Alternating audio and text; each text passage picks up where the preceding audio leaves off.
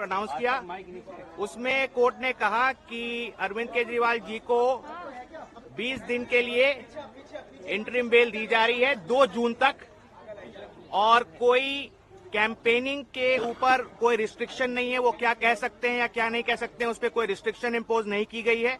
जबकि जब ऑर्डर भी प्रोनाउंस किया जा रहा था तब भी ईडी ने रिक्वेस्ट किया कि कोई रिस्ट्रिक्शन डाली जाए, लेकिन कोई रिस्ट्रिक्शन नहीं दी गई है और 2 जून को उन्हें 2 जून तक की ये मोहलत दी गई है इंटरिम बेल की। अब मैं इंग्लिश अंग्रेजी में बोलता हूं। आज से लागू होगी। और अभी जितना ओरली बोला गया है, ओरली ऑर्डर में और कोई कंडीशन नहीं है, लेकिन हमें लिखित ऑर्डर देखना होगा कि और कोई कंडीशन है या नहीं है, पहली बात। दूसरी बात, इस ऑर्डर जब ये अपलोड हो जाएगा और अवेलेबल हो जाएगा, इसके बेसिस पे ट्रायल कोर्ट रिलीज का ऑर्डर पास करेगा। हम कोशिश करेंगे कि जल्द से जल्द आज ही हो जाए, वो हमारी कोशिश रहेगी कि अरविंद जी आज ही रिलीज हो जाए, वो जल्द से जल्द रिलीज हो जाए और आज ही रिलीज हो जाए। इंग्लिश में बोल today at 2 PM the bench in court to assembled for this matter and it pronounced a very short oral order.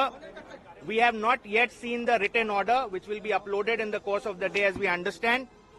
And in that oral order, the court indicated that they are granting interim release / bail to Mr. Arvind Kejriwal, and that order of interim release will be operable up till 2nd of June, that is during the election process, and there is no restriction on his campaigning as to what he can say, what he cannot say while he is out in these 20-22 days.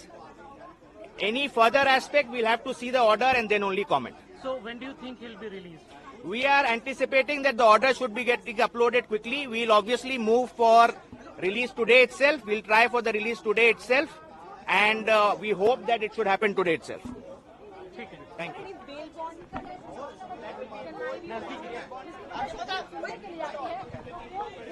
you.